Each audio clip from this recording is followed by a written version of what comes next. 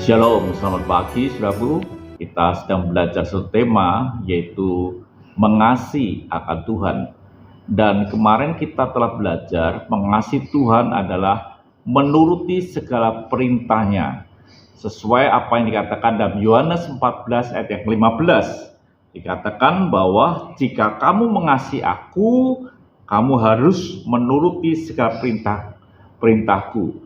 Katanya harus, artinya tidak boleh tidak, kita harus melakukan sebuah perintah daripada Tuhan. Kita bertindak sesuai dengan perintah Tuhan.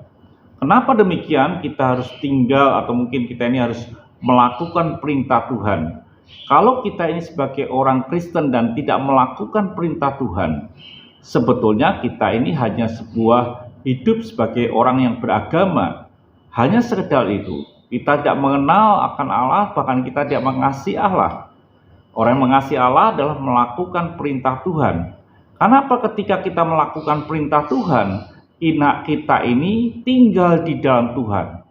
Bukan sekedar kita tinggal dalam sebuah gereja, kita melakukan aktivitas gereja, tapi kalau kita melakukan perintah Tuhan, hidup kita ini tinggal di dalam Tuhan itu sendiri.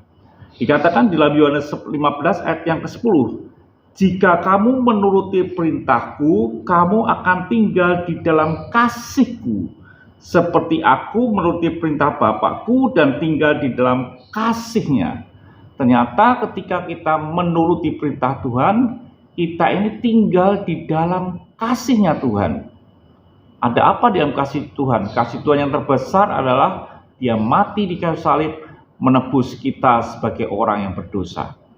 Jadi saudara pengasih Tuhan, kita ini diperintahkan menuruti segala perintah Tuhan supaya kita bisa tinggal di dalam kasih-Nya.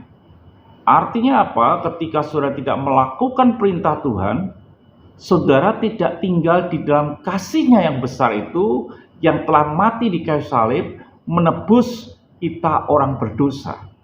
Jadi kita ini harus mengalami kasih-Nya Tuhan dengan cara kita ini menuruti segala perintah-Nya. Jadi ketika kita menuruti perintah Tuhan, maka kita ini tinggal di dalam kasih Tuhan. Dan orang yang tinggal dalam kasih Tuhan, hidupnya pasti berubah. Tuhan memberkati. Mari kita berdoa.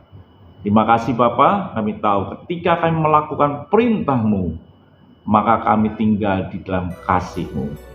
Haleluya. Amin.